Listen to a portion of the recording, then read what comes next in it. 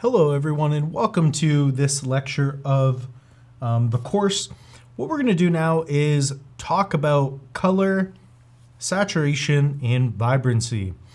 So this is a very important step, and there's a reason I use this image because it's quite a difficult image. And again, we want to keep this beginner for you. We want to keep it simple. We don't want to get into anything too challenging for you where you just quit. So what we have is an image that I distorted. Again, you can download every single picture and use them and work along with me as well. So if you have to, again, pause the video, get your files ready, get the program ready, and you could do this step by step with me.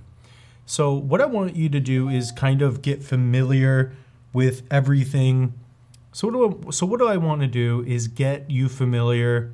What I want to do is get you familiar with how to identify when colors are off in an image, how to fix it, and then how to really take control of how the colors are working for you in your picture. Whether it be, something like this that I'm looking for more of a high key look or something else. So what we're going to do is make sure that our image is titled Color Needs Fix. And what we're going to do is just duplicate this so we can quickly compare it for you. And we'll just make that copy. So what we're going to do is make sure that our workspace is on photography. And in the top right corner here, again, we've got our histogram. That's going to help us with exposure. This image, I haven't touched on exposure, and it actually looks pretty decent. Weird enough, I can still tell, even though the image is severely messed up in terms of color. But what we're going to do is get the colors going for us. We're going to be able to identify how to effectively get the right white balance or color correction. So what I'm going to do is show you the different options that you have. Again, because this is a beginner level course, what we're going to do is show you the easiest way of doing this. So there's one way you could do auto color. Now already right there you can see a big difference.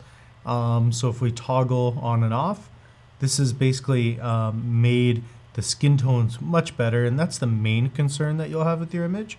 But again, it's not perfect. So as we toggle on and off, it does make a difference. The sky is more white, and it's starting to get there a little bit, especially in this area as well.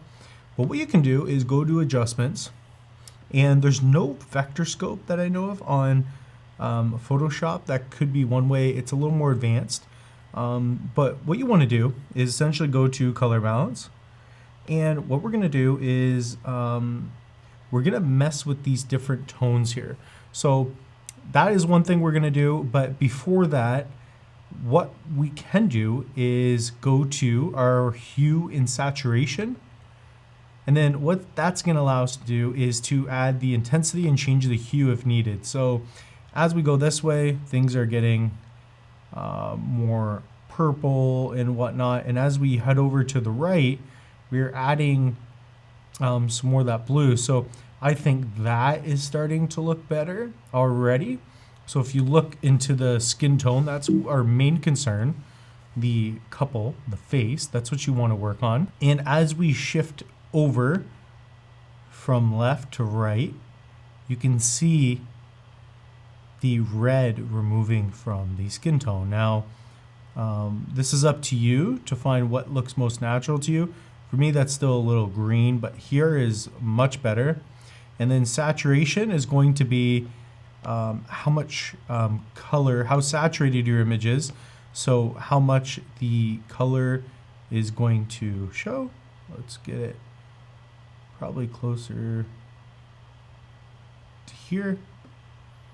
So that's going to be how saturated that hue is. And then the lightness will be somewhat of your overall exposure. Again, I want this to be a nice bright image. So again, for this, the midtones, this is probably about right. So if we hit OK, we can zoom out. And our image is looking much better. So if we toggle on and off, it's getting much better already. The other one, again, is to head over to your color balance. And then now we're going to play with the red, green, and then the magentas, yellows, and what have you. So let's shift this over and see how, while I'm shifting, notice how much better the skin tones are looking, just a little bit. And then again, if you want to add green or not, here we could see too much green in the face already, I can tell. So something over here. And then again, within the midtones, if we zoom into the face, we want to be somewhere here. Now this is just the simple way. We're not getting too complex about it. But what you can do as well, since we have that, what we'll do is go to color balance again. And in the shadow area, again, one final adjustment. So it's going to be all these shadow areas here. It depends what kind of look or aesthetic you're going for as well. Again, this is a quick way of doing it.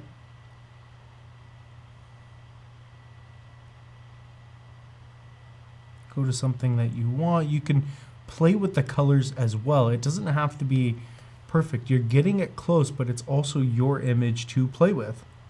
And then just mess with the hue and saturation a touch more. Again, I think that was just a little green. Yeah. So the red on the car is looking much better as well. All right, something like that. Again, let's make that car nice and red. So now we're playing with the saturation. Look at the red on the car pop as we go up by 7. And then the lightness we will add about there. One more adjustment. The vibrance. So that's going to be the vibrancy. Again, we could bring this down. Or we could bring that nice in red. Nice vibrancy, so that's gonna see the difference there. We'll bring that up just a bit just to show you, make things pop, why not?